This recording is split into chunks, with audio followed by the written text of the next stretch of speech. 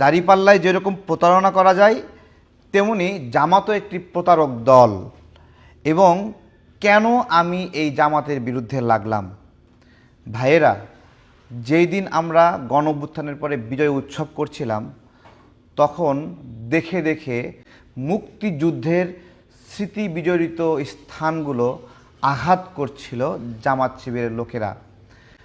মুজিবনগরের কথা জানেন, মেহেরপুরে, সেখানে মুক্তিযুদ্ধের স্মৃতি বিজড়িত স্থানের একটা ছবি দিচ্ছি। এইভাবেই ভেঙে মাটির সঙ্গে মিশে দেয় জামাত শিবিরের এই লোকেরা। আর একটা ভিডিও দিচ্ছি, এখানে দেখেন। এই ভিডিওটা দেখেন, আপনারা বুঝতে পারবেন যে জামাত শিবির রাজাকারের প্রজন্মগুলো তাদের বাপেদের পরাজয় এবং আত্মসমর্পণ মানতে পারছে না। আমি কবে থেকে তাদের বিরুদ্ধে গেলাম জানেন? যেই দিন তারা একটা বক্তব্য দিল যে জামাতে রাজাকারের সংখ্যা মাত্র 37 জন। তারা বক্তব্য দিল 8060 জন আওয়ামী লীগের রাজাকার, 1024 জন বিএনপিতে রাজাকার। আজকে সেই বক্তব্যটি এখানে শোনার জন্য আমি দিচ্ছি, দেখেন। আপনাদের মধ্যে কি 10,000-এর তালিকার মধ্যে এখনো দ্বিতীয় অবস্থানে আপনারা নাই রাজাকারের তালিকায়? না।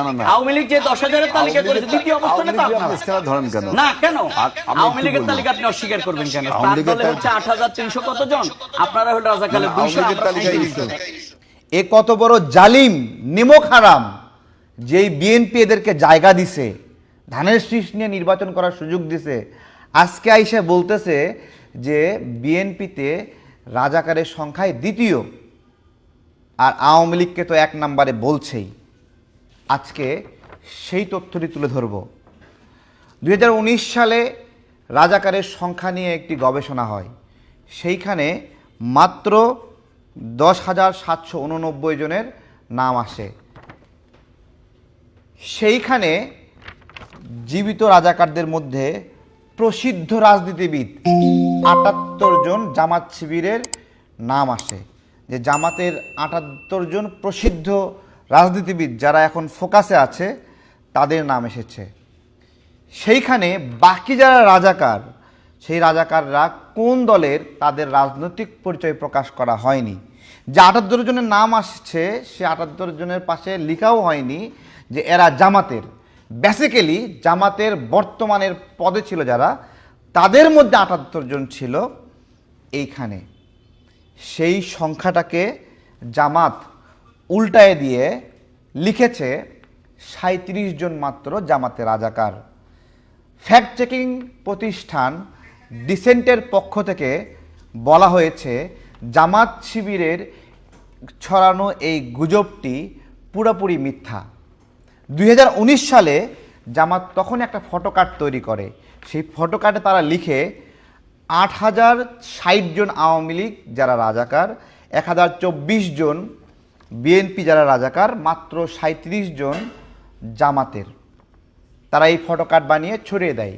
ঠিক তখনই বিডি ফ্যাক্ট চেক প্রতিষ্ঠান এটাকে কাউন্টার দিয়ে এটা যে মিথ্যা, এইরকম কোনো তালিকা রাজাকারের তালিকায় নাই তা প্রচার করে। সেই সময় লজ্জায় এবং মাথা নিচু করে জামাত শিবির সেটা প্রচার বন্ধ করে। কিন্তু গণ অভ্যুত্থানের পরে এই যে আমরা বিজয় অর্জন করলাম, সেই ফাঁকে তারা সেই আলাপ আবারও ঢুকে দিয়ে গেল যে রাজাকারের সংখ্যায় 8060 জন আওয়ামী লীগ, 2 নম্বরে আছে বিএনপি 1024 জন এবং 37 জন। এবং জামাত শিবিরের আলোচকরা বিভিন্ন আলোচনা গিলেই এই মিথ্যাটা বলে। আমার একটা প্রশ্ন ছিল, এর আগে আমি করেছিলাম, যে আওয়ামী লীগে যদি রাজাকারের সংখ্যা বেশি হয়, বিএনপি যদি 2 নাম্বার হয়, জামাত শিবিরের অনুসারী যারা আছো, গোলাম আজমের অনুসারী যারা আছো, তোমরা কেন রাজাকার শব্দ বললে মন খারাপ করো? কেন? আমরা যখন রাজাকারের নাতিপুতি বা এই ধরনের আলাপগুলো আসে তখন জিজ্ঞাসা হয় যে রাজাকার ছিল 1971 সালে, ঠিক এই সময়ে এসে এই শব্দটা প্রাসঙ্গিক কেন? ভাই রে ভাই, যখন কেউ বলে গোলাম আজমের বাংলায় বৈষম্যের ঠাঁই নাই, গোলাম আজমের বাংলা যখন বলে তখন তো আমাদেরকে ধরেই নিতে হয় যে সে যেহেতু গোলাম আজমের অনুসারী, গোলাম আজমকে আদর্শ মনে করে, আর গোলাম আজম যেহেতু এই বাংলাদেশকে মানে না, গোলাম আজম যেহেতু বাংলাদেশকে স্বীকৃতি দিতে দেয় নাই, গোলাম আজমরা যেহেতু এদেশের নারীদেরকে ধর্ষণ করেছে, গোলাম আজমরা যেহেতু শিশুদেরকে হত্যা করেছে, গোলাম আজমরা যেহেতু পাকিস্তানিদেরকে দেখিয়ে দিয়েছে কোথায় কোথায় মুক্তিযোদ্ধাদের পরিবার আছে, তাদেরকে হত্যা করেছে, বাস্তবতা হলো পাকিস্তান এখান থেকে 1000 কিলোমিটার দূর থেকে যুদ্ধ করতে এসেছে। এখানে তাদের 7 দিন টিকার কথা না, 7 দিনের মধ্যেই পরাজয় হওয়ার কথা, কারণ দূরত্ব অনেক বড়। তাদেরকে 9 মাস ধরে টিকিয়ে রেখেছিল এই জামাত শিবির রাজাকার। বলবেন তখন শিবির নামে সংগঠন ছিল না। শিবির নামের সংগঠনটি সেই সময় সেই ছাত্র সংঘ নামে ছিল। সেই সংঘ আজকে শিবির হয়ে যায়, নাম বদলিয়ে তারা আজকে দেশপ্রেমিক হওয়ার চেষ্টা করছে। কিন্তু বাস্তবতা দেখলাম তাদের মূল টার্গেট মুক্তিযুদ্ধ, এবং গণ অভ্যুত্থানের পরে তারা প্রত্যেকটা মুহূর্তে বলার চেষ্টা করলো মুক্তিযুদ্ধের চেতনা আর খায় না।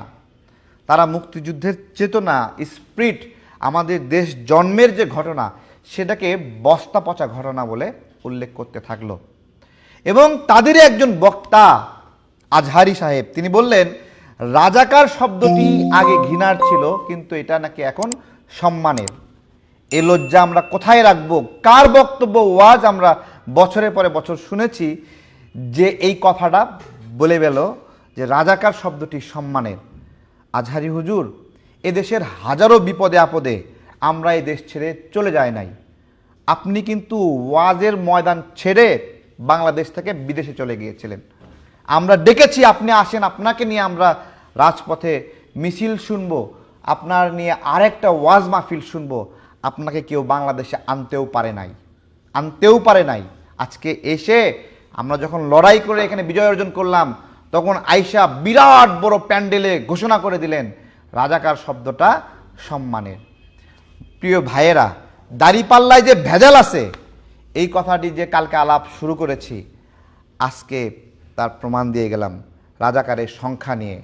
BD fact check, the Dissent সহ অনেকগুলো গণমাধ্যমে ক্রস চেক করা হয়েছে যে এই ব্যাখ্যা জামাত দিচ্ছে তা কোনো গণমাধ্যমে আসেনি। জামাত শিবির কোনো গণমাধ্যমে দেখাতে পারবে না, কারণ এটা পুরোপুরি একটা মিথ্যা প্রপাগান্ডা। আর যেই বিএনপি তাদের জায়গা দিয়েছিল, সেই বিএনপিকে বলতেছে রাজাকারের 2 নম্বরের তালিকায় আছে, আর আওয়ামী লীগ 1 নম্বরের তালিকায় আছে। জামাত শিবিরের বিরুদ্ধে আমি সেদিন থেকে অবস্থান নিয়েছি, যেদিন থেকে তারা 24কে এস্টাবলিশ করার চেষ্টা করেছে, 71-এর বিকল্প হিসেবে, এবং এমনভাবে উপস্থাপন করছে যে নতুন বাংলাদেশ এসে গেছে, 71-এর আর প্রয়োজন নাই। আরে নেমক হারামের দল, নতুন বাংলাদেশই যদি হয়, নতুন পতাকা কোথায়? নতুন বাংলাদেশ যদি হয়, নতুন সংবিধান কোথায়? নতুন বাংলাদেশ যদি হয়, নতুন মানচিত্র কোথায়? নতুন সীমানা কোথায়? নতুন নীতিমালা কোথায়? সেই একই বাংলাদেশ, একই পতাকা, একই মানচিত্র, একই সীমানা আমাদের মুক্তিযোদ্ধারা অর্জন করেছিল। সেইখানে একটা রাজনৈতিক লড়াইয়ে একটা রাজনৈতিক দলকে পরাজিত করে আজকে বয়ান শিখাচ্ছ যে নতুন বাংলাদেশ। তাই তো, নতুন বাংলাদেশে লক্ষ লক্ষ মা বোন ইজ্জত দিয়েছে, আর সেই ইজ্জত কেড়ে নিয়েছ এই রাজাকাররা। নতুন বাংলাদেশ অর্জনে লক্ষ লক্ষ মানুষ শহীদ হয়েছে, সেই নতুন বাংলাদেশ জন্ম দিয়েছে আমাদের মুক্তিযোদ্ধারা, এই রাজাকাররা না। তারা এই মুক্তিযোদ্ধাদের সংখ্যা নিয়েও প্রপাগান্ডা ছড়ায়।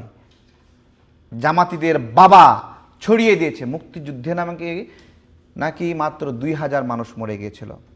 আরে মুক্তিযুদ্ধে তো পাক বাহিনী 8 থেকে 10,000 মানুষ মারা গেছিল। তাহলে যে 10,000 পাক বাহিনীর লোক মারা গেছে, তারা এক একজন যদি 20 জন করে মারে কতজন হয়? আর জীবিত যারা ছিল তারা কতজন মারছে?